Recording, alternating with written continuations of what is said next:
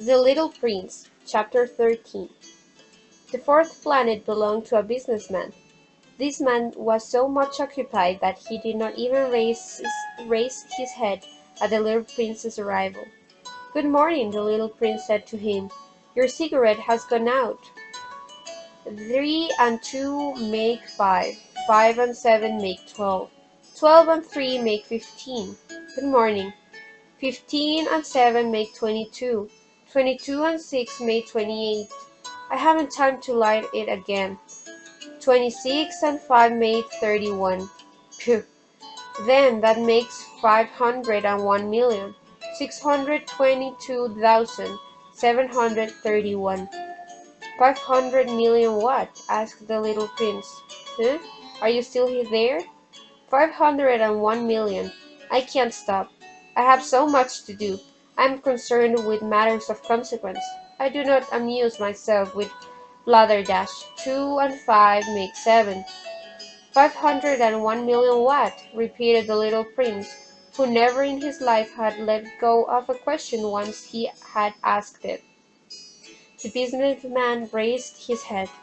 "During the 54 years that I have inhabited this planet, I have been disturbed only 3 times. The first time was 22 years ago, when some greedy goose fell from goodness knows where. He made the most frightful noise that resounded all over the place, and I made 4 mistakes in my addition. The second time, 11 years ago, I was disturbed by an attack of rheumatism. I don't get enough exercise. I have no time for laughing. The third time, well, this is this. I was saying then 501,000,000. Millions of what?" The businessman suddenly realized that there was no hope of being left in peace until he answered his question. "Millions of those little objects," he said, "which one sometimes sees in the sky." "Flies?" "Oh no, little glittering objects." "Bees?" "Oh no, little golden objects that set lazy men to idle dreaming. As for me, I am concerned with matters of consequence. There is no time for idle dreaming in my life." "Ah, you mean the stars?" "Yes, that's it, the stars." "And what do you do with 500 millions of stars?" 501,622,731. I am concerned with matters of consequence. I am accurate. "And what do you do with these stars?" "What do I do with them?"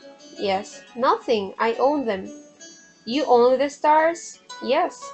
But I have already seen a king who kings do not own they reign over. It is a very different matter."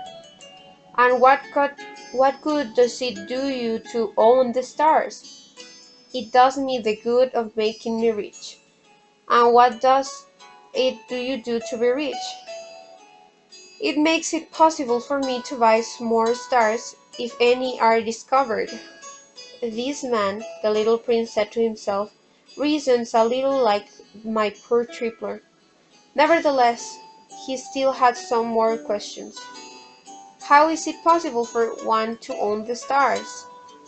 "To whom do they belong?" the businessman retorted peevishly. "I don't know. To nobody." "Then they belong to me, because I was the first person to think of it." "Is that all that is necessary?" "Certainly. When you find a diamond that belongs to nobody, it is yours. When you discover an island that belongs to nobody, it is yours. When you get an idea before anyone else, you take out a patent of it. It is yours. So with me, I own the stars, because nobody else before me even thought of owning them." "Yes, that is true," said the little prince. "And what do you do with them?" "I administer them," replied the businessman. "I count them and recount them. It is difficult, but I am a man who is naturally interested in matters of consequence." The little prince was still not satisfied. "If I owned a silk scarf," he said, "I could put it around my neck and take it away with me. If I owned a flower, I could pluck that flower and take it away with me. But you cannot pluck the stars from heaven. No, but I can put them in the bank. Whatever does that mean? That means that I write the number of my stars on a little paper, and then I put this paper in a drawer and lock it with a key. And that is all? That is enough, said the businessman. It is entertaining, thought the little prince. It is rather poetic, but it is not of great consequence. On matters of consequence, the little prince had ideas which were very different from those of the grown-ups. I myself own a flower, he continued his conversation with the businessman, which I water every day. I own 3 volcanoes, which I clean out every week, for I also clean out the one that is extinct, over one never knows. It is of some use to my volcanoes, and it is of use to me, my flower, that I own them. But you are of no use to the stars.